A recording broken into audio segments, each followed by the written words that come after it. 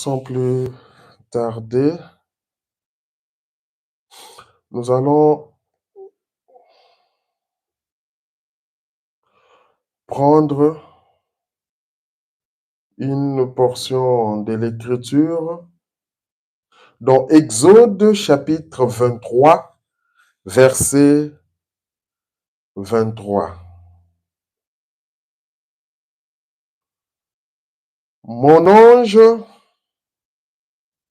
marchera devant toi et te conduira chez les Amoréens, les Hessiens, les Phérésiens, les Cananéens, les Éviens, les Jébusiens, et je les exterminerai. Prions le Seigneur. Dieu Tout-Puissant, Père Céleste, Seigneur Jésus-Christ, bénis encore, Seigneur, ta parole. Oh Jésus, nous venons de la lire, Père. Lorsque nous soyons aussi bénis, Père Céleste, Jésus, parle-nous, Seigneur Jésus. Ouvre notre entendement spirituel, Père Céleste. Nous comptons sur toi, Seigneur Jésus. Père, que ceux qui sont faibles soient forts. Que les malades soient guéris au nom de Jésus. Ô Père Céleste, nous te demandons, Seigneur Jésus, que cette parole ait l'impact positif dans notre vie, Seigneur Jésus.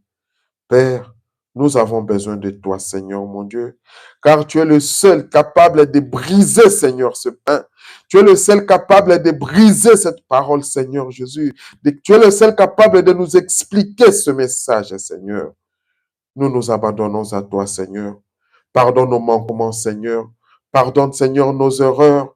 Pardonne nos fautes, Seigneur Jésus. Lève-nous, lave-nous, Seigneur, à travers le sang de l'agneau. Oh Jésus-Christ, que ton nom soit béni à jamais. Au nom de Jésus-Christ, nous te le demandons ici pour ta seule gloire. Amen. Alors, nous sommes heureux encore ce matin de nous retrouver dans la maison du Seigneur Jésus. Nous sommes heureux encore ce matin de parler de la part de notre Seigneur Jésus-Christ. Nous n'avons pas beaucoup de communiqués, seulement le dimanche prochain, nous n'aurons pas culte ici. Donc, le dimanche prochain, nous n'aurons pas culte. Et je pense que nous allons suivre le frère Patrick Adiata en ligne. Ici, sur place, nous n'aurons pas culte le dimanche prochain. C'est le seul communiqué que nous avons ce matin ici. Nous avons lu dans Exode chapitre 23, où la Bible nous dit, « Mon ange marchera devant toi et te conduira chez les Amoréens. » Par rapport à ces sujets, ou par rapport à ce texte, nous aurons comme sujet ce matin, nous parlerons sur « Mon ange marchera devant toi ». C'est le sujet que nous allons aborder ce matin. Ce sujet, c'est un peu la continuité du sujet que nous avons commencé les dimanches passés. Les dimanches passés, nous avons parlé de qu'a-t-il ou qu'est-ce qu'il y a dans ta main. Cela faisait référence à l'histoire de Moïse. Je ne vais pas rentrer là-dedans, c'est sur Internet. Mais avec ce que tu as dans la main, avec la foi que tu as dans la main, Dieu est capable. Parce que nous avons vu que Moïse avait un bâton dans sa main. Et ce bâton-là, Dieu l'a utilisé. Ça s'est transformé en serpent. Avec ce bâton-là, Dieu a envoyé ou Dieu a commissionné Moïse pour aller libérer son peuple qui était en Israël, qui est en Égypte. Alors, ce matin, nous allons voir, mon ange marchera devant toi. Je vais reprendre la lecture, mais un peu plus haut, en commençant d'abord à Exode 23, 20 à 21. C'est juste un tout petit sujet. Nous allons prier et nous allons partir. Exode 23, je commence à partir du verset 20. Voici, j'envoie un ange devant toi pour te protéger en chemin et pour te faire arriver au lieu que j'ai préparé. Voici, j'envoie un ange devant toi pour te protéger en chemin. Dieu envoie un ange pour nous protéger en chemin. Dieu parlait à Moïse. Dieu s'est confié à son enfant.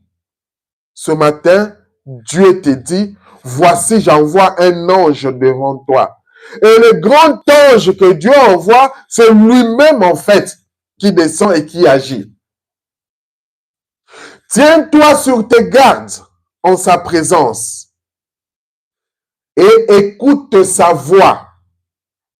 Ne lui résiste point. Quand l'ange de Dieu parle, c'est Dieu qui parle. Quand Dieu nous parle, nous devons écouter la voix de Dieu. Écouter la voix de Dieu, c'est entendre ce qu'il dit et le mettre en pratique. Quand tu entends et que tu le mets en pratique, tu écoutes la voix de Dieu. Parce qu'il ne pardonnera pas vos péchés, car mon nom est en lui. Mais, si tu écoutes sa voix, et si tu fais tout ce que je te dirai, je serai l'ennemi de tes ennemis et l'adversaire de tes adversaires. Quand tu écoutes la voix de Dieu, quand tu écoutes la parole de Dieu, quand tu mets en pratique la parole de Dieu, Dieu dit que je serai l'ennemi de tes ennemis. Ça, c'est profond pour nous.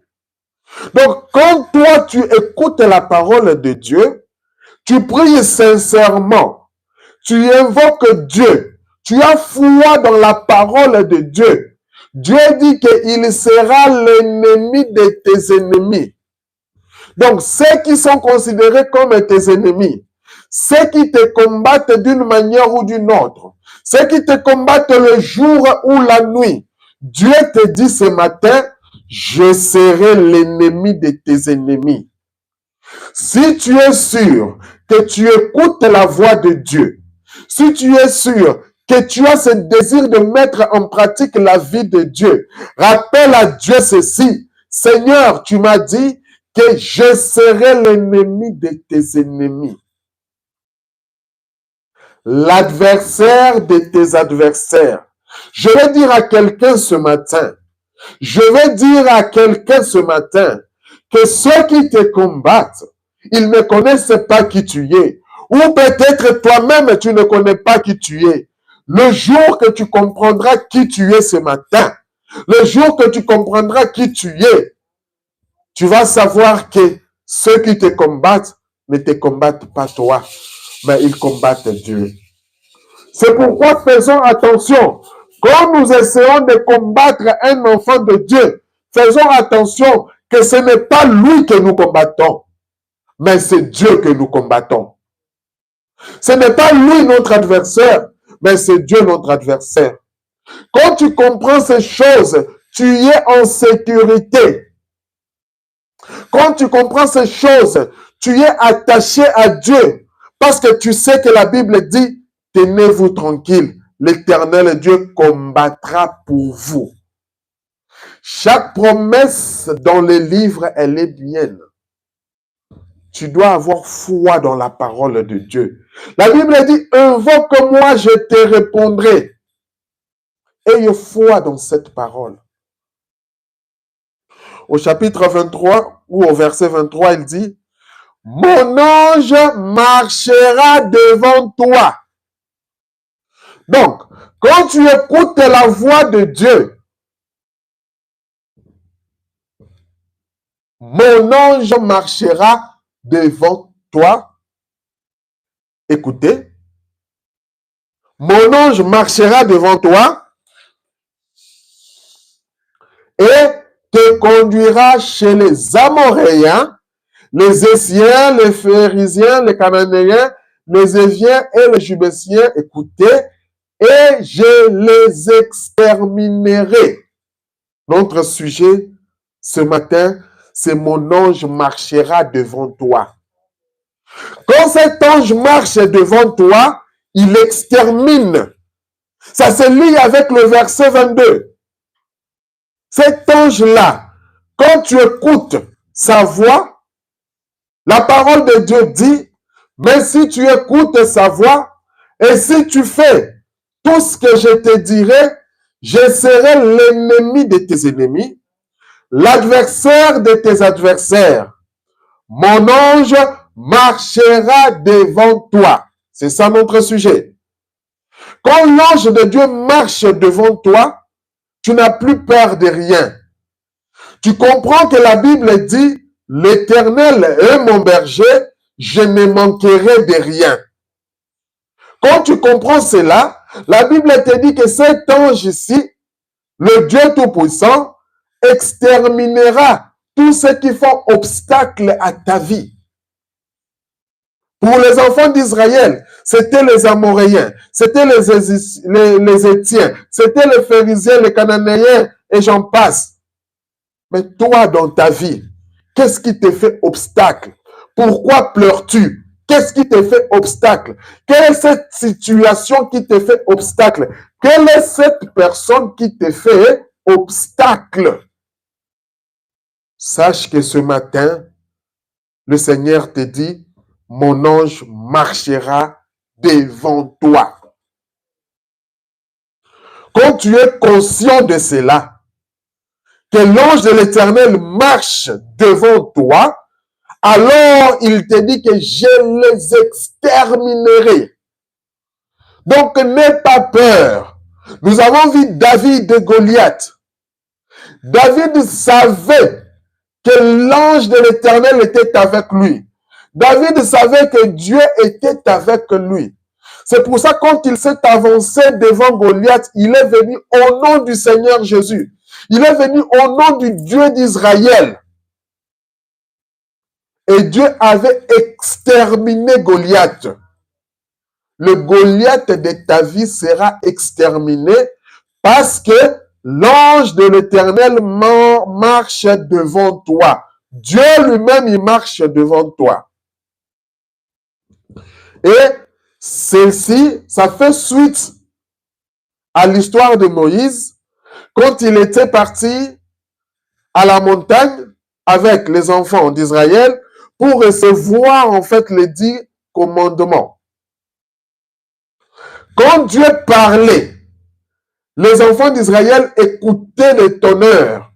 Quand ces grands anges, parce que comme Moïse, la première fois que Moïse, que Dieu s'était apparu envers lui, c'était sous la forme de cet ange que nous avons vu le dimanche passé, là au niveau des buissons ardents. Le buisson qui brûlait, mais ne se consumait pas. C'était cet ange puissant. Et il avait dit, vas-y, la commission de Moïse, va libérer mon peuple et amène-leur sur cette montagne pour qu'ils puissent m'adorer. C'est dans Exode chapitre 20, au verset 18 à 19. Tous les peuples entendaient le tonnerre et le son de la trompette. Ils voyaient les flammes de la montagne fumante à ce spectacle. Les peuples tremblaient et se tenaient dans l'éloignement. Quand Dieu parle, ce sont des tonnerres qui grondent. Quand Dieu parle, il y a des tremblements. Quand la parole de Dieu sort, ça crée des tonnerres. ça crée des tremblements. Les enfants d'Israël n'avaient pas cette capacité d'écouter directement la voix de Dieu comme ça, parce qu'ils entendaient le tonnerre. Et la Bible dit, ils dirent à Moïse, parle-nous toi-même et nous écouterons. Mais que Dieu ne nous parle point de peur que nous mourions. Ils ont dit, Moïse, sois comme intercesseur. Toi, écoute la voix de Dieu et viens nous parler. Parce que Moïse était façonné de la manière à saisir la voix de Dieu. Parce que Moïse écoutait Dieu. Il observait, comme nous avons écouté, le principe de l'ange. Mon ange marchera devant toi. Ce matin, toi aussi, quand tu te confies en Dieu, Dieu est capable de te laver, de te donner cette capacité d'écouter, de comprendre sa parole. Parce que cette Bible, tout le monde en a. Mais pourquoi tout le monde ne comprend pas de la même manière? Pourquoi il y a des problèmes? Tu vas chez les dénominationnels, nous avons tous la même Bible. C'est parce que eux, ils n'ont pas cette capacité-là. Ils n'ont pas cette capacité-là de comprendre ce que Dieu dit. Ils peuvent lire, mais ils lisent la Bible comme un journal. Mais toi, quand tu te confies en Dieu, Dieu te donne cette révélation, Dieu te donne cette capacité de saisir en fait la vision de Dieu, la pensée de Dieu. Moïse dit au peuple, ne vous effrayez pas, car c'est pour vous mettre à l'épreuve que Dieu est venu. Cet ange-là, qui dit que je marcherai devant toi, c'était Dieu lui-même. Quand Dieu est venu, c'est pour que vous ayez sa crainte devant les yeux, afin que vous ne péchiez point. Nous avons vu la crainte de Dieu ici. Quand tu as la crainte de Dieu, tu ne voudras pas vivre dans la vie du péché, parce que tu aimes Dieu. Tu ne voudras pas que Dieu puisse se sentir mal. Tu ne voudras pas mener une vie du péché. Alors, le peuple restait dans l'éloignement, mais Moïse s'approcha de la nuée où était Dieu. Moïse s'est approché de la nuée. La nuée, c'était cet ange voilé. Nous voyons encore Paul sur le chemin de Damas.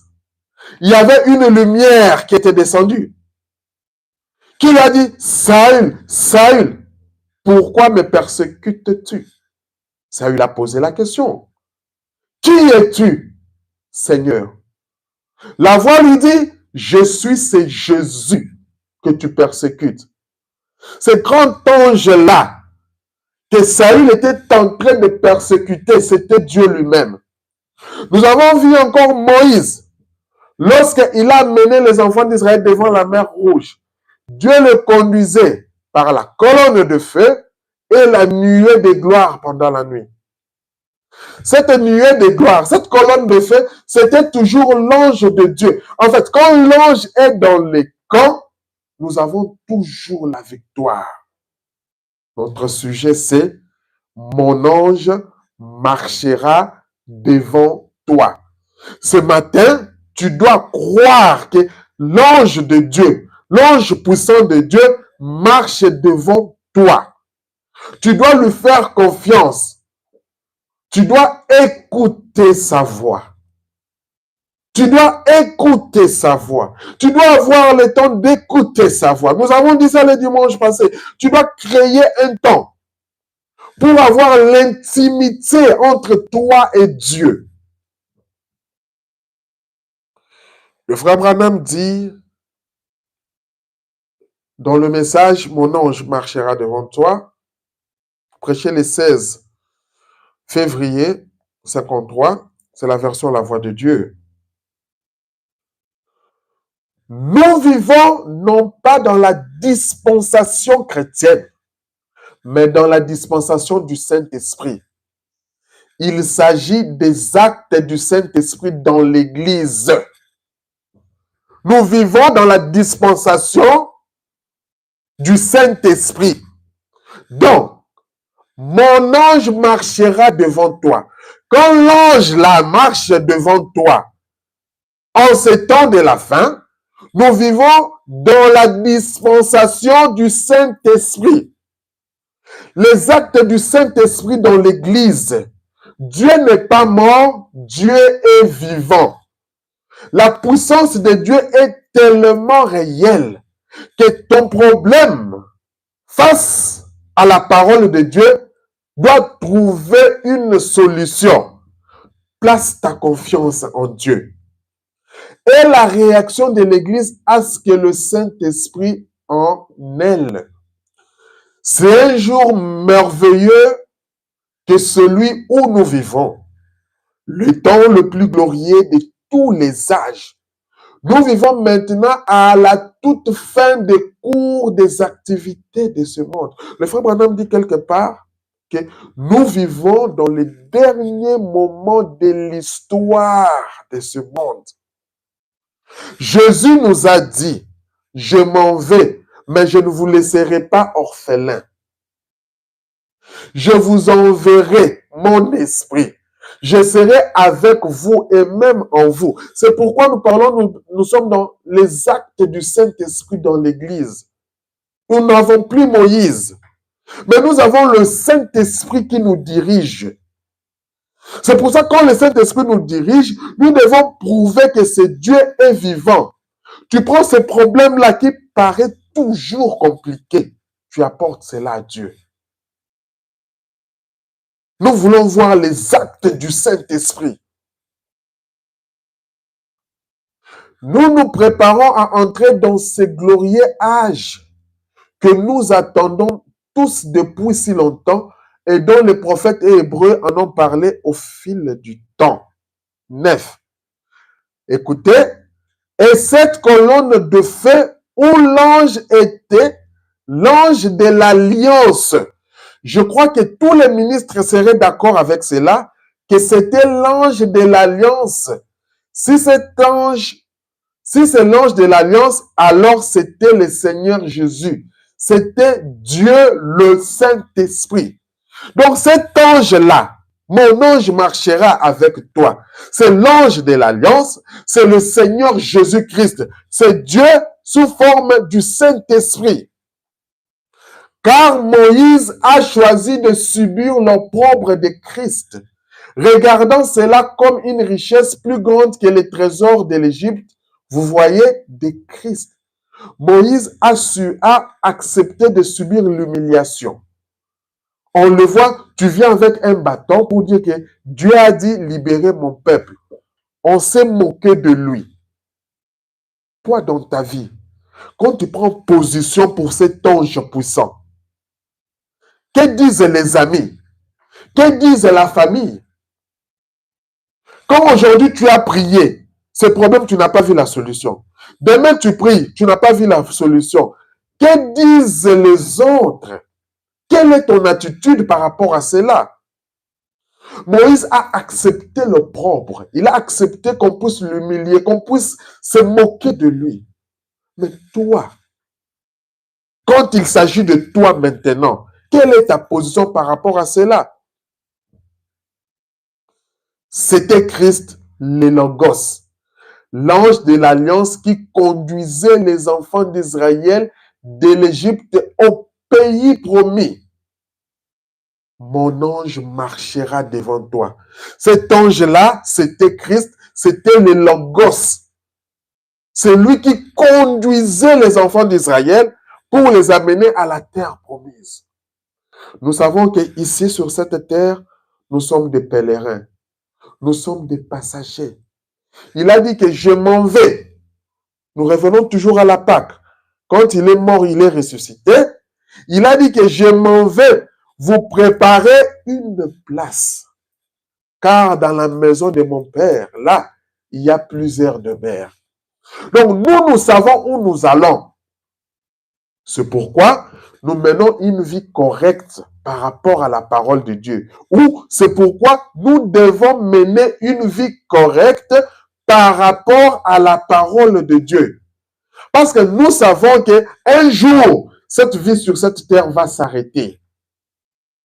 Nous sommes des pèlerins et étrangers sur cette terre des hommes. Un jour, cette vie va s'arrêter.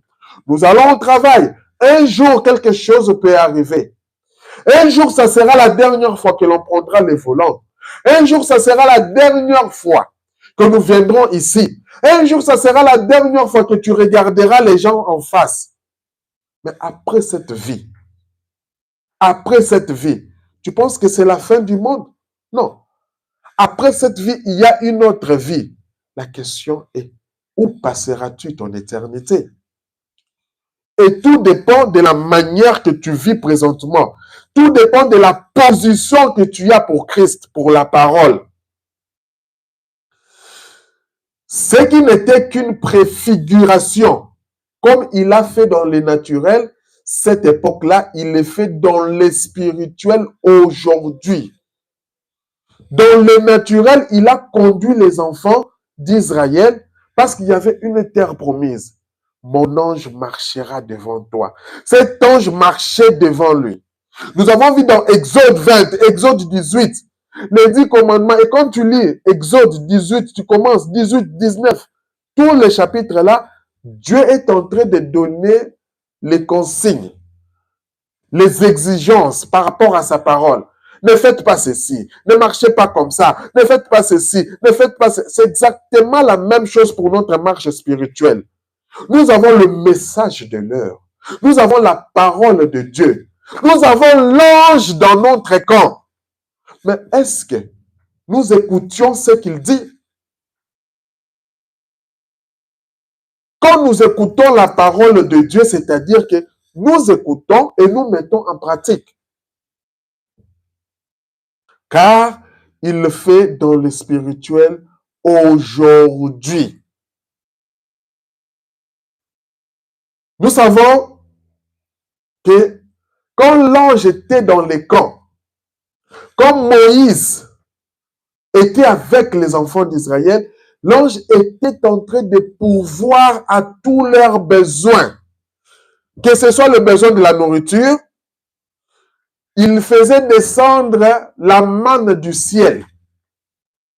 Aujourd'hui, toi, tu te plains de quoi? Écoute un peu les camps dans lesquels toi tu es. Quand cet ange est dans les camps, il prend tout sous contrôle. Quand ils avaient soif, il a dit, va frapper au rocher, il donnera de son eau. Quand ils avaient faim, il envoie la manne tomber du ciel. Quand l'ange est dans les camps, l'ange prend soin de toi. Peut-être tu penses que Dieu ne te voit pas, mais ce matin, je te rassure que Dieu connaît ta situation. Accroche-toi et attache-toi à lui. Fais-lui confiance. Quand une maladie entrait dans les camps, il faisait l'expiation du péché. Quand la maladie venait, ça entrait, cet ange qui était dans les camps, il était le guérisseur. Mais aujourd'hui, de manière spirituelle, c'est la même chose. Il ne dit quoi? Je suis l'Éternel Dieu qui te guérit de toutes tes maladies. Mais quelle est la maladie aujourd'hui que tu me diras, c'est incurable devant Dieu? Parce qu'il me dit qu'il me guérit de toutes les maladies. Va chez la science. La science te sort un nom peut-être compliqué à prononcer. Mais Dieu te dit qu'il est capable de guérir cela. Fais-lui confiance. L'ange de l'Éternel est dans les camps. Mon ange marchera devant toi. Laisse l'ange marcher devant toi. Il dit au paragraphe 11. Et maintenant, comme il était à l'époque, il l'est aujourd'hui. Écoutez, le même esprit de Dieu qui conduisait Israël conduit l'Église aujourd'hui. Le même esprit de Dieu là, Dieu n'est pas mort. Nous revenons à la Pâque. Et nous verrons jusqu'à l'enlèvement, nous parlerons toujours de la Pâque. Parce que c'est pour ça que je vous ai dit que la Pâque, c'est tellement une fête importante pour un enfant de Dieu. La Pâque, c'est la résurrection, c'est la victoire. On nous dit ici, il est le même esprit de Dieu conduit Israël, le même esprit de Dieu qui conduisait Israël conduit l'Église aujourd'hui. Nous faisons traverser, pour ainsi dire, les déserts jusqu'au pays promis. Il nous fait traverser le désert. Dans le désert, qu'est-ce qui s'est passé? Dans le désert, les enfants d'Israël, ils étaient là, il y avait la faim. Dans le désert, il y avait des épreuves. Ils arrivaient à un moment, Moïse, on a soif. Dans le désert, ils sont passés par des épreuves. Mais Dieu ne les a pas abandonnés. C'est pour ça, toi, le désert que tu traverses maintenant, ça peut être une situation. Prends-le comme un désert, mais quelle est ton attitude face à ce désert-là? Est-ce que tu penses que Dieu t'a abandonné? Combien aujourd'hui se disent que non, Dieu n'existe pas? Parce que si Dieu existait, ce problème allait être résolu depuis longtemps. Non. Ton temps n'est pas le temps de Dieu. Ta réflexion n'est pas la réflexion de Dieu. Un jour vaut 1000 ans. Un jour pour Dieu vaut 1000 ans pour l'homme. Dieu te dit que je vais te guérir. Toi, ton attitude, c'est de croire. Mais ne commence pas à imposer à Dieu. Toi, demande à Dieu, Seigneur, tu m'avais dit, je crois que tu vas me guérir. Laisse Dieu agir. Nous avons vu, et je le répète toujours, aussi longtemps que la promesse tarde, c'est-à-dire que le miracle sera grand. Nous avons un pays promis. Vous croyez cela? La Bible dit, il y a plusieurs demeures dans la maison de mon Père. Je viens de vous le dire. Je vous prépare une place. Puis je reviendrai et je vous prendrai avec moi. Nous sommes en route. Nous allons vers ce glorieux pays promis que Dieu nous a promis. Nous sommes en route. Mais sachez que sur la route, sur la marche, il y aura des difficultés. Tu vas demander quelque chose. Aujourd'hui, tu ne l'as pas. Tu demandes quelque chose. Demain, tu ne l'as pas. Tu demandes le lendemain, tu ne l'as pas. C'est la marche. Accroche-toi. Quand Dieu va te le donner, tu vas dire, oh, gloire à Dieu. Merci Seigneur. Tu vas commencer à les louer. Sache que nous allons vers ce glorieux pays que Dieu nous a promis. Et tout au long de ce voyage, il a promis de pourvoir à tous nos besoins. Vous comprenez? Dieu a promis de pourvoir à tous nos besoins. C'est un voyage que nous avons. Nous allons dans un voyage, dans une marche. Mais dans ce voyage ici, Dieu nous a promis de pourvoir à tous nos besoins. Maintenant, le problème est, cherche quel est ton besoin à toi. Présente-le à Dieu. Moi, mon besoin, c'est ça. Moi, comme je disais le dimanche passé, moi, mon besoin, c'est la maison. Moi, mon besoin, c'est la voiture. Moi, mon besoin, c'est les enfants. Moi, mon besoin, c'est le mariage. Moi, mon besoin, c'est la guérison. Moi, mon besoin, c'est le voyage. Seigneur, accorde-le. Il a dit qu'il pourvoit à tous nos besoins. Parce que étant dans ce corps naturel, étant ici sur la terre, nous avons des besoins qui sont liés sur cette terre. Que nous n'aurons pas l'utilité quand nous serons dans les airs, quand nous serons au ciel avec Dieu. Là, nous n'aurons pas besoin de voiture, nous n'aurons pas besoin de la guérison, nous n'aurons pas besoin de ceci. Ces choses vont disparaître. Donc, il y a des besoins qui nous sont attachés tant que nous sommes sur cette terre. Nous n'allons pas dire ici, non, laissez, ne demandez pas les enfants, ne demandez pas le travail, ne demandez pas la voiture, non, parce que nous irons. Non! Tant que nous sommes sur cette terre, nous devons bénéficier de toutes les bénédictions de Dieu qui sont liées à cette terre ici. Tout ce que vous demanderez au Père en mon nom, je le ferai. Tout ce que vous demandez, tout, sans exception. Le grand problème, le grand problème, l'ennemi, c'est le raisonnement. Quand nous commençons à raisonner, tu commences à prendre ton problème, tu les rends plus grands. Tu prends Dieu, tu les rétrécis. C'est là où il y a le problème. La plus grande bataille jamais livrée, elle se passe dans la pensée de l'homme. Quand tu te mets à commencer à raisonner dans ta pensée, mais je suis parti là, regarde ce qu'ils m'ont dit. Je viens ici, regarde ce qu'ils m'ont dit. Regarde ce qu'ils m'ont dit. Ah, est-ce que ça aura la solution? Tu commences à t'inquiéter. Tu oublies que la Bible dit qui, par ses inquiétudes, peut ajouter une coudée à la durée de sa vie? Personne. Donc, toi, ta position, tu dois savoir, comme nous le disons ce matin, mon ange marchera devant toi. Que quand l'ange de l'Éternel est dans les camps, quand il marche devant toi, toi prends ton problème, ton besoin, présente-le à l'Éternel. Laisse-les s'en occuper. Non, tu n'as pas ceci, Dieu s'en occupe. Ton attitude là, Dieu regarde. Dieu regarde, il te fortifie par rapport à ça. Regardez ce soldat qui était venu. Il dit, Jésus, moi, je suis un commandant.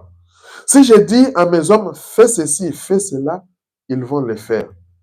Toi, je n'ai même pas besoin que tu te déplaces, que tu viennes. L'homme reconnaît la puissance, l'autorité de Jésus. Il lui dit, dis simplement un mot de là où toi tu es. Dis un mot et mon serviteur sera guéri. L'autre lui dit, dis un mot, ma fille sera guérie. C'est cette foi-là que nous avons besoin. Mets ta foi dans la parole de Dieu. Seigneur Jésus, en tant qu'humain, ça me fait mal. En tant qu'humain, je pleure. Mais Père, en tant que ton fils, en tant que chrétien, je place ma foi en toi. Seigneur Jésus, je te demande que tu puisses m'accorder ça. Accroche-toi à cette foi-là et je t'assure que Dieu va te répondre. Alors, il nous a donné, écoutez, il nous a donné l'arme la plus puissante du monde entier. Qui? Cet ange puissant, Dieu. Il nous a donné l'arme la plus puissante. Quelle est cette arme? C'est la prière. Cette arme, c'est la prière. La prière est l'arme la plus puissante du monde entier. Aujourd'hui, un État va te sortir avec leurs missiles qu'ils ont donné des noms et des noms et des noms et des noms. Les États-Unis ont leurs noms avec leurs missiles. La Russie a des noms avec ses missiles. Je ne sais pas, la Corée a des noms avec ses missiles. Chacun dit que notre arme nucléaire ici, c'est l'arme la plus puissante. Mais écoutez, en tant que chrétien, il nous a donné l'arme la plus puissante du monde entier, qui est la prière. C'est quelque chose qu'on ne doit jamais négliger. Quand tu pries, quand le moindre des chrétiens prie, cela fait trembler tout l'enfer. La prière est capable de changer les circonstances. La prière est capable d'amener Dieu sur la scène. La prière est capable de faire ce que l'homme ne peut pas faire. Il appelle en existence ce qui n'est pas là. Mais tu dois comprendre juste l'importance de la prière. Tu dois comprendre juste comment manipuler cette arme. Tu peux avoir les missiles, l'arme nucléaire. Mais si tu ne sais pas comment on déclenche cette arme pour exploser, ça va te servir à quoi? L'ennemi est là dans les camps, tu as l'arme dans ta main, mais tu ne sais pas tirer. Ça va te servir à quoi? C'est ça les chrétiens aujourd'hui. Le chrétien, il a la prière, mais il ne sait pas qu'il a une arme puissante, que quand il va déclencher ça, l'ennemi va fuir. Mais comme il ne sait pas utiliser en fait ça, l'ennemi se moque de lui. Des fois, l'ennemi te regarde et dit, ah, si tu savais qui tu es, non, laisse tomber. si tu savais qui tu es. C'est pourquoi ce matin, je te rappelle ceci, que l'ange de l'Éternel, il marche devant toi. Quand tu utilises la prière, fonde ta prière sur la parole de Dieu. La parole de Dieu, elle est vivante, elle est efficace, plus efficace qu'une épée à deux tranchants. C'est ce que la parole dit.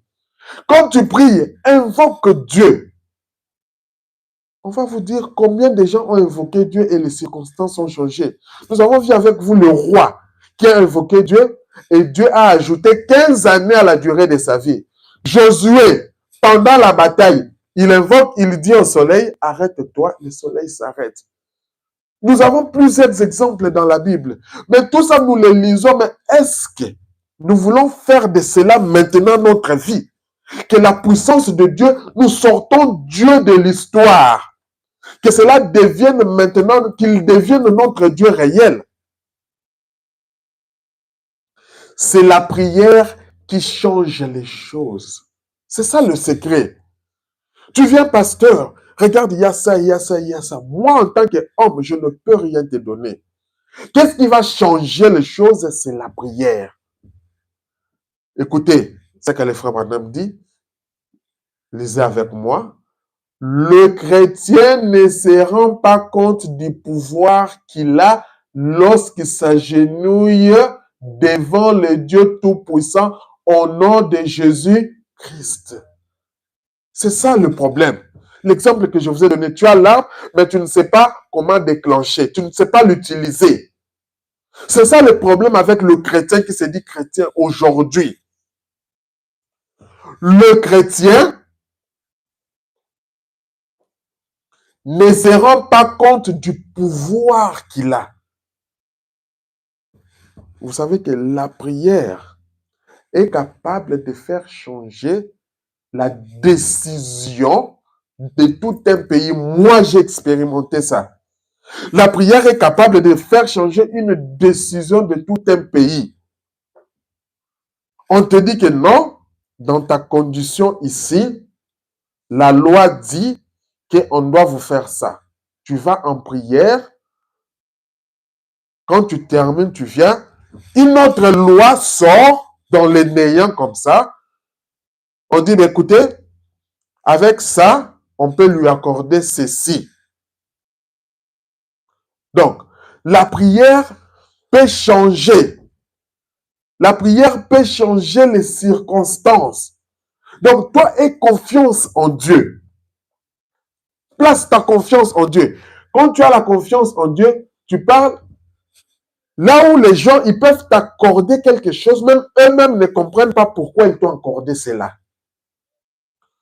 Eux-mêmes, ils ne comprennent pas pourquoi ils t'ont accordé cela. Ils disent, mais normalement, toi, dans cette condition, tu ne devrais pas avoir ceci. Mais écoute, je ne sais pas comment est-ce que tu as eu ça, ben, je laisse. Ça, c'est notre Dieu qui agit comme ça. Aie confiance en Dieu. Il dit, c'est très important. Le chrétien ne se rend pas compte du pouvoir qu'il a lorsqu'il s'agenouille devant Dieu Tout-Puissant au nom de Jésus. Mais toi, ce matin, je veux que tu te rendes compte.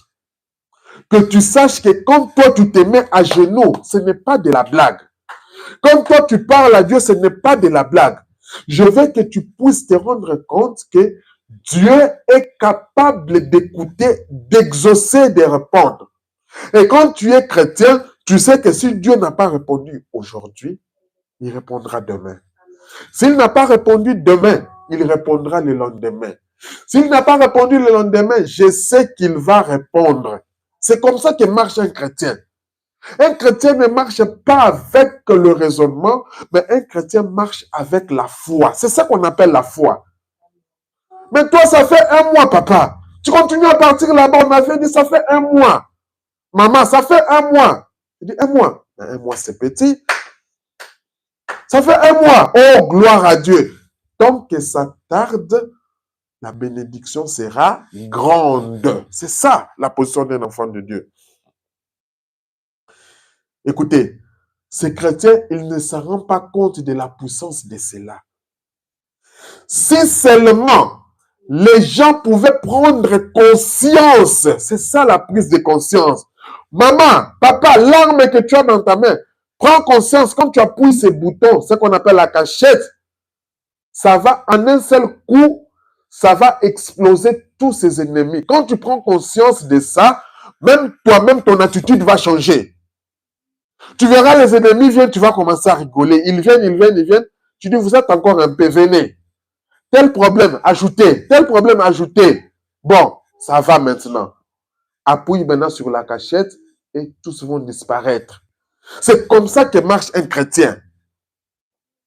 Si seulement les gens pouvaient prendre conscience, quand tu prends conscience de l'importance, de l'impact de la prière, qui est remis entre leurs mains, quand tu comprends ce que tu as dans ta main là, sans prix, sans argent, la prière seulement, quand tu comprends, tout ce que vous demandez vous sera accordé. Écoutez, à condition de vous approprier la foi pour le croire. Car la parole de Dieu est vraie. Voilà la condition. Approprier la foi pour le croire. Quand toi tu as cette foi-là, ta marche va changer. Ta réponse va changer. Ta réponse va changer. Ta foi va changer. Ta marche va changer. Donc, quand toi, tu as cette foi-là, tu commences à marcher, là où les gens voient ta situation et se moquent de toi, toi, tu vois la victoire. On va te dire, mais tu es un drôle d'oiseau. Tu es un drôle d'oiseau. Mais toi, depuis que tu as dit dans telle situation, vous avez traîné dans telle situation, toi, tu marches. À Dieu seul soit l'honneur et la gloire. Tu vas de l'avant. Tu vas de l'avant. Écoutez, nous prenons Matthieu 4, 3 à 7, vous allez voir quelque chose. Le tentateur s'approcha de lui et lui dit, si tu es le Fils de Dieu, ordonne que ces pierres deviennent des pains. Nous avons parlé ici de l'ange puissant parce que notre sujet, c'est mon ange marchera devant toi. C'est ça notre sujet. À côté, l'opposé de cet ange de Dieu, il y a les tentateurs. C'est le nom qui change. Cet ange puissant, c'est Dieu lui-même. Et ici, quand on parle du tentateur, c'est le diable. Peu importe le nom qu'on peut l'appeler, mais c'est le diable. Mais quel est le problème du diable? Le problème du diable, c'est amener les questionnements. C'est que nous avons parlé du raisonnement. Un jour, le diable a amené Jésus, quand vous lisez ça dans Matthieu, à la montagne, pendant que Jésus s'était retiré pour un jeûne pour les moments de prière. Quand il l'a amené, le diable a profité pendant ce moment-là pour commencer à essayer d'affaiblir Jésus. C'est un peu un type que Dieu veut nous montrer par rapport à ça. Le diable, il amène toujours les raisonnements. Écoutez ce qu'il dit. Le tentateur s'étant approché lui dit, si tu es fils de Dieu. Le diable lui dit, si tu es fils de Dieu. Si tu es fils de Dieu. Donc, il met en doute. Il veut mettre un doute par rapport à ce qu'il est. Si tu es fils de Dieu, ordonne que ces pierres deviennent des pains. Le diable aime toujours les questionnements. Mais si c'est problème, mais si ceci, mais si cette situation, mais pourquoi ça traîne, mais si c'est comme ça, c'est le diable. Et il le fait où? Au niveau de la pensée. C'est pourquoi ce matin, je te dis, la plus grande bataille jamais livrée, elle se passe au niveau de la pensée. Mais sois confiant, parce que mon ange marchera devant toi. Quand tu crois que Dieu marche devant toi, considère-toi comme si tu es déjà victorieux dans ta marche. Jésus répondit, écoutez maintenant Jésus, le type d'un chrétien, il est écrit, l'homme ne vivra pas de pain seulement, mais de toute parole qui sort de la bouche de Dieu. Maintenant, écoutez, si on l'appelait le tentateur au verset 3, regardez au verset 5, on dit quoi? Le diable les transporta dans la ville sainte. Le diable ne te lâche jamais. Le diable ne te lâche jamais. Il tente lui, il essaie toujours. C'est comme un enfant qui essaie de marcher. Il tombe, il essaie. Le diable vient, il essaie toujours. Il ne te lâchera jamais. Le diable le transporta dans la ville sainte. Là, il a échoué. Jésus lui a répondu, il est écrit. Jésus lui a répondu par rapport à la parole. Ici, qu'est-ce que je vais montrer? Jésus avait la puissance, parce que Jésus, c'est Dieu. C'était cet ange puissant. Il avait la puissance même de faire ça et le diable disparaissait. Mais il n'a pas laissé. Il nous montrait un exemple en tant que chrétien que quand vous avez des épreuves, quand le diable vient, vous pouvez le vaincre par la parole de Dieu. Quand le diable vient, vous pouvez le vaincre par la parole de Dieu. C'est un peu l'enseignement que Jésus voulait nous montrer là-bas. Le diable le transporta dans la ville sainte, le plaça sur le haut temple et lui dit, encore écoutez sa phrase, si tu es le fils de Dieu, jette-toi en bas, car il est écrit, il donnera des ordres à ses anges à ton sujet et ils te porteront sur les mains de peur que ton pied ne heurte contre la pierre. Si tu es le fils de Dieu, ben, il te montre, jette-toi en bas. Le diable cherche quoi? Il cherche à amener la peur. Cette situation, nous avons vu aussi que les Hébreux, ils ont traversé le désert. Et nous avons vu que traverser le désert, ce sont les épreuves.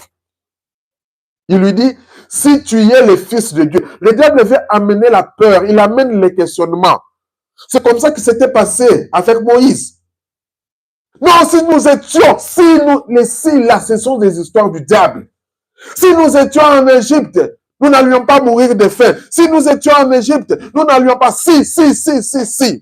Non, un enfant de Dieu marche avec la foi, il ne marche pas avec les conditionnels. Si. Non. Un enfant de Dieu dit, Dieu a dit, c'est comme ça, je vais de l'avant. Ce n'est pas si je savais, non. Dieu a dit, je vais de l'avant.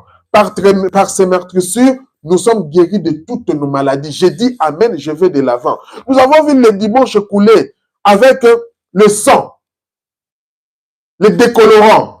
La Bible dit que même si vos péchés étaient comment, quand ça entre dans le décolorant, vous êtes sans péché. Tu ne raisonnes plus que non, mon attitude, peut-être ce que j'avais fait, peut-être non. Prends la parole de Dieu, dis-toi que je suis clean, je suis propre devant Dieu et je vais de l'avant. C'est comme ça qu'avance un enfant de Dieu. Jésus lui dit, il est aussi écrit, tu ne tenteras point le Seigneur ton Dieu. Maintenant, qu'est-ce que le frère Branham nous montre là? Dans cette prédication, mon ange marchera devant toi. Mais, quand il a affronté Satan, nous venons de voir ça dans la Bible, il n'a utilisé aucun de ses dons. Ça, c'est Dieu. Parce que je vous ai dit qu'il avait des dons, il avait ce pouvoir de faire disparaître le diable maintenant. Mais il n'a pas utilisé sa puissance-là, il n'a pas utilisé ses dons. C'était un exemple qui nous montrait, nous les chrétiens. Juste, écoutez, juste pour être votre exemple. Il a présenté cela d'une manière où les chrétiens le plus faible, donc il a pris la place du chrétien. Parce qu'aujourd'hui nous disons, mais si Dieu était comme ça, mais pourquoi il laisse tous les malades comme ça? Mais si c'était comme ça, pourquoi il laisse tout? Je vais vous dire quelque chose. Quand Jésus était venu, il y a quelque chose qui s'est passé à la piscine de Bethesda. À la piscine de Bethesda, c'était quoi? Cette piscine, l'ange descendait et agitait l'eau. Quand l'ange agitait l'eau, la première personne qui s'est plongée là-bas, c'est la personne qui était guérie. Et les gens, comme ils savaient ça, il y avait plusieurs personnes qui venaient tout autour de la piscine de Bethesda. Mais le plus rapide, c'est seulement une seule personne. Maintenant, toi, tu vas te mettre pour dire si Dieu est gentil, s'il est bon, pourquoi il ne pouvait pas guérir tous ces gens? Il n'attend qu'une seule personne et puis c'est fini. Je laisse encore ça. Jésus-Christ, en chair humaine, il est venu. Là seulement, à la piscine de Bethesda. Il marchait. Il a passé les boités, il a passé les paralytiques, il a passé tous ceux qui souffraient. Il est allé vers une seule personne. Et il a guéri qu'une seule personne. Le scénario de Dieu. Et le diable viendra te dire, si vraiment Dieu est bon, mais pourquoi il ne pouvait pas guérir tous ces gens-là? C'est ça qu'on me dit aujourd'hui. Si vraiment tu es un pasteur, si vraiment tu es un enfant de Dieu, va à l'hôpital, va prier pour tous les malades qu'ils sortent, qu'ils soient guéris. Non, Dieu ne fait pas des histoires pour attirer les regards. La Bible dit, le royaume des cieux ne vient pas de manière à frapper les regards. Dieu se cache et se révèle dans la simplicité. Il avait le pouvoir à ce moment-là, revenons à notre histoire, de réprimander Satan et de le chasser. Dieu pouvait le faire ça, sur les champs. Mais ce qu'il a fait, il ne s'est jamais reporté à sa puissance. Parce qu'il voulait nous montrer quelque chose, un enseignement. Jésus. Satan a dit, si tu es le Fils de Dieu, nous l'avons lu. Écoutez, Satan ajoute toujours un point d'interrogation à la parole de Dieu. C'est ça que fait Satan. Toujours. Mais on avait prié, on a parlé, on a fait ceci. C'était l'année passée. Mais c'est cas. Le mariage, les enfants, la guérison. Mais pourquoi? Si c'était vraiment... Et puis, tu commences des questionnements. Des questionnements, des questionnements. Non, si c'était vraiment... Est-ce que vraiment c'était Dieu? Parce que si c'était vraiment Dieu, normalement, ça allait arriver. Même toi-même, tu l'as vu. Même toi-même, tu l'as vu. Tu sais, c'est qui m'a dit ça? C'est le plus grand prophète qui m'a dit ça. Tu sais, c'est lui qui m'a dit ça. C'est le plus grand pasteur qui m'a dit ça. Ça, à ce moment seulement, quand tu commences ça, dis-toi que c'est Satan. Dis-toi que c'est Satan. Pourquoi Satan ajoute toujours un point d'interrogation à la parole de Dieu? C'est ça son travail. Il prend seulement la... Lui, hein, il n'invente pas. Il prend la véritable parole de Dieu. Mais il ajoute un point d'interrogation. C'est ça qu'on appelle les raisonnements et les questionnements. Mais on t'avait dit, on va prier. On a prié, papa, même toi-même. On a prié une fois. On a prié deux fois. On a prié trois fois. Les problèmes là ne sortent pas. Depuis qu'on ne fait que prier par rapport à ces problèmes. Or, tu oublies que la Bible dit, priez sans cesse. Tu oublies qu'il est dit, tant que la promesse tarde, sache qu'elle arrivera certainement. Et quand elle va arriver, c'est pour que les miracles soient grands. Alors, il a dit, si tu es le Fils de Dieu, ordonne que ces pierres s'échangent en pain. Ça, c'était le diable. Alors, Jésus a dit, il est écrit. Écoutez, la parole du Père, l'homme ne vivra pas de pain seulement, mais l'homme vivra de la parole de Dieu. L'homme, un véritable chrétien, il ne vit pas seulement des circonstances, mais il vit de la parole de Dieu. Un enfant de Dieu, c'est quoi sa position? Je priais, Seigneur, donne-moi ceci. Moi, je crois que Dieu va me donner. Mais écoute, comme vous vous moquez de moi, je vous dis, même si Dieu ne me donne pas, moi, je le servirai toujours. C'est qu'il sait pourquoi il ne veut pas me donner ça. Parce que la Bible dit quelque part, des fois, nous ne fouillons pas bien les Écritures. La Bible dit, tout concourt au bien de ceux qui aiment Dieu. Des fois, Dieu ne nous montre pas tout. Dieu ne nous montre pas tout. Il y a des gens qui obtiennent quelque chose et après, ils commencent à réprimander Dieu. Il se dit, ah, mais si Dieu savait, mais il n'allait pas me donner ça. Pourquoi me donner un enfant aujourd'hui et puis, dans une année, cet enfant-là vient mourir? Ça me crée encore de la peine. Mais s'il savait, je devrais attendre même de passer cette année ici et puis il vient me donner. Là, maintenant, tu comprends. Là, c'est comme ça que Dieu fait. Tu dis, mais Dieu, mais pourquoi il m'a donné ce mariage? Après ça, comme ça, regarde tout ce qui s'est passé. Mais tout ce que Dieu fait, sache que ça a un but. C'est toujours une leçon. Toi-même, dans ce problème-là, trouve quelque chose de positif là-bas. Dieu te montre que non, attention, par rapport à ça, il y a ça, il y a ça. Par rapport à cette situation, Dieu a voulu t'enseigner quelque chose. Mais si tu n'es pas attentif, tu ne vas pas comprendre cet enseignement-là. Tu vas commencer soit à te détester toi-même, soit à détester Dieu, soit à détester les gens. Ce matin, je te dis, mon ange marchera devant toi. Quand Dieu marche devant toi, Dieu ne fait rien au hasard. Jamais. Quand il fait quelque chose, il a toujours un but quand il fait quelque chose. Il y a toujours un but. Dieu ne fait rien au hasard. Chaque situation, Dieu a cela sous contrôle. Il ne fait rien au hasard. Toi, tu dois arriver à rechercher le but de Dieu par rapport à cette situation. Mets-toi en prière, écoute sa voix, examine la chose. Et puis tu vas comprendre. Ah, gloire à Dieu. Seigneur, si ça s'est passé, je comprends, c'était par rapport à ça. Peut-être c'est pour t'enseigner quelque chose. Peut-être c'est pour te dire que prochainement, le choix que tu vas faire, fais attention. Parce qu'il y a ça, il y a ça, il y a ça. Ah oui, Seigneur Jésus, je comprends. Donc, Dieu t'aime. Place ta confiance en Dieu et va de l'avant. Constamment, il est écrit, il est écrit. Alors, écoutez, quand vous pouvez frapper Satan avec l'écriture, c'est que Dieu nous montrait, Satan, je vous ai montré, il l'a amené telle place, il lui a dit, si tu es fils de Dieu, Dieu l'a vaincu, il a amené encore telle autre place. Si tu es fils de Dieu, le frère Branham nous dit, alors, quand vous pouvez frapper Satan avec l'écriture, il est tout ce qu'il y a de plus impuissant. Toi, prends la parole de Dieu. Ça va rendre Satan impuissant.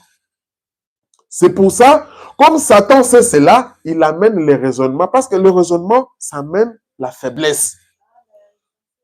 Le raisonnement amène la faiblesse. Tu vas commencer à dire, mais pourquoi ça?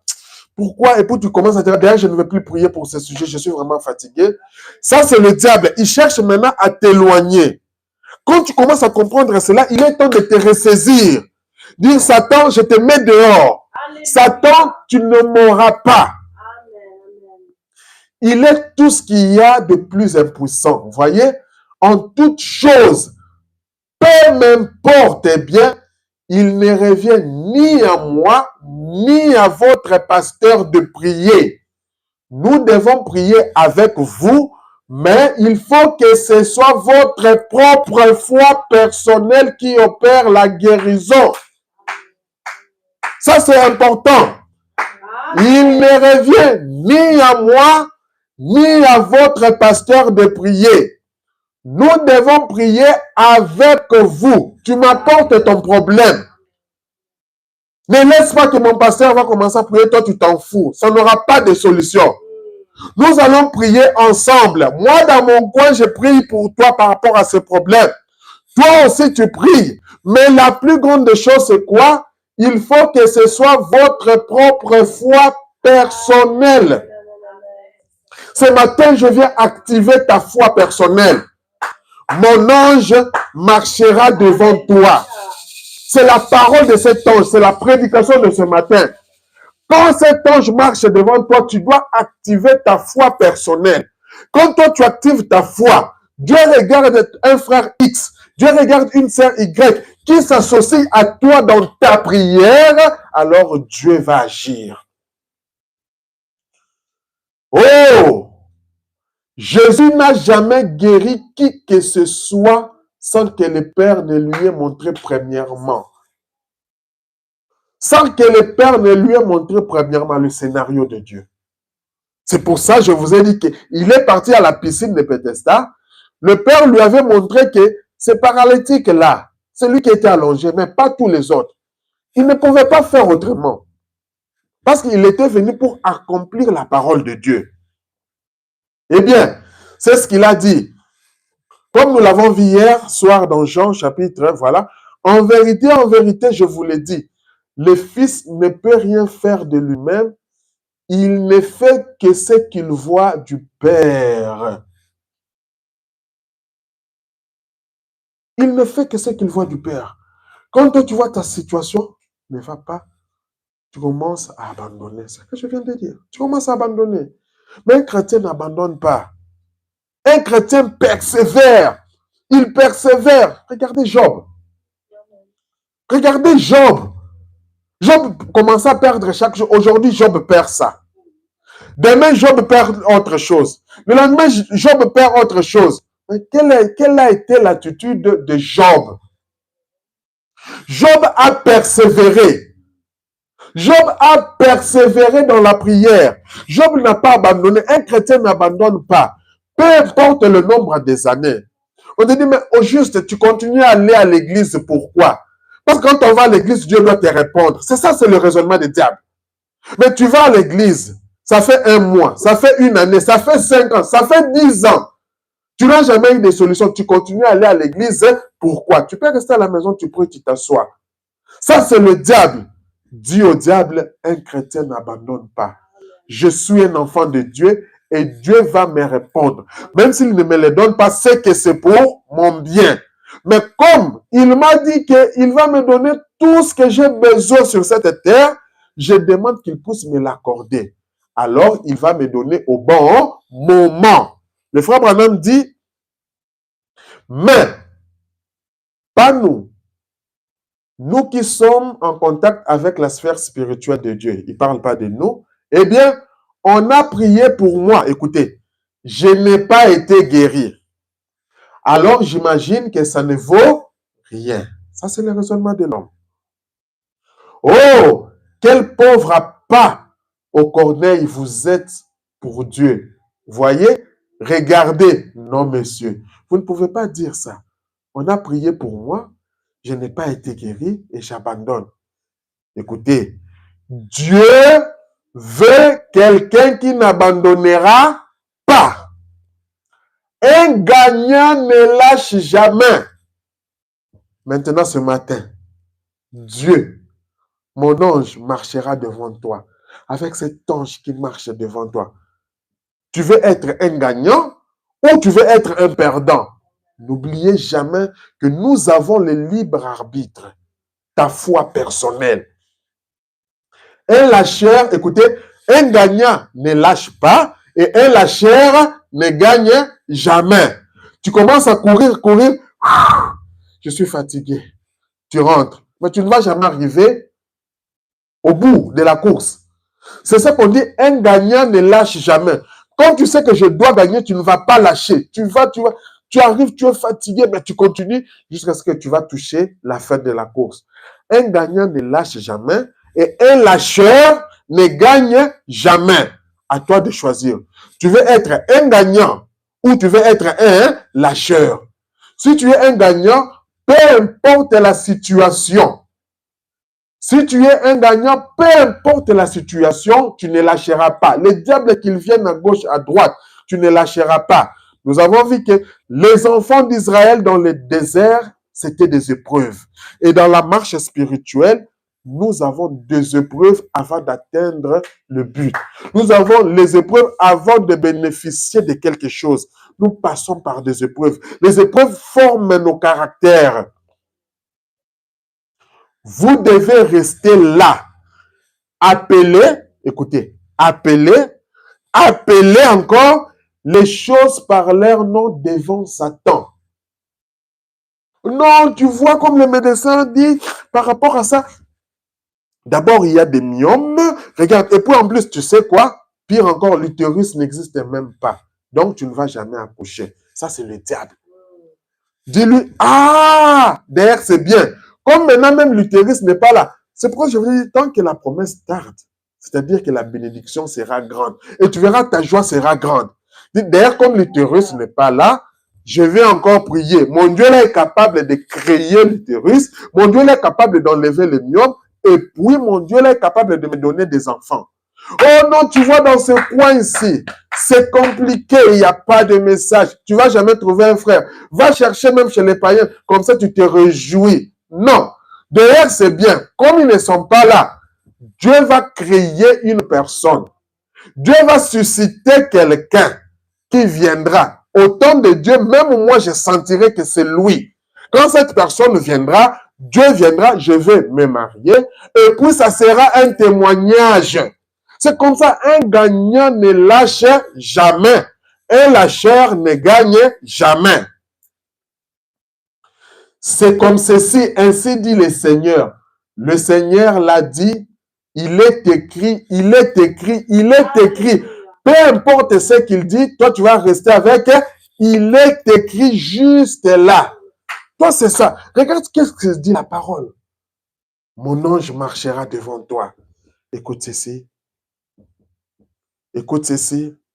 Au paragraphe 44, le frère Branham dit, j'enverrai mon ange devant toi pour te conduire sur les chemins. Nous clôturons par là. J'enverrai mon ange devant toi pour te conduire sur les chemins. Cet ange-là, quel est son but? Te conduire sur les chemins. Mon ange marchera devant toi. Quand il marche devant moi, c'est pour me conduire sur les chemins. Mais est-ce que nous avons lu avec vous, écouter sa voix? Est-ce que tu as l'habitude d'écouter la voix de l'ange? Est-ce que tu as l'habitude d'écouter la parole de Dieu? J'enverrai mon ange devant toi pour te conduire sur le chemin. Écoutez le problème. Le problème, c'est que nous essayons de dévancer l'ange. Nous essayons de dévancer l'ange. J'enverrai mon ange devant toi. Laisse l'ange de l'Éternel passer à l'avant. Toi, tu veux d'abord dévancer l'ange. La Bible te dit ça. Je vais te donner. La Bible te dit, je vais te donner ça. Toi, tu veux dévancer l'ange. Je prends l'exemple de mariage. La Bible te dit, mariez-vous comme ça. Dieu va t'envoyer un bon homme. Toi, tu veux dévancer. Tu vas chercher n'importe qui. Tu vas chercher, je te dis, tu vas souffrir. Et quand tu feras ce genre de choix, ne reviens plus dire, Seigneur, je ne savais pas. Parce que tu as le libre arbitre. Laissons l'ange nous montrer les chemins. Tu as la parole de Dieu. Tu as l'ange puissant. Laissons l'ange nous montrer les chemins. Il nous mènera aux sources de l'eau de la vie et nous la donnera gratuitement.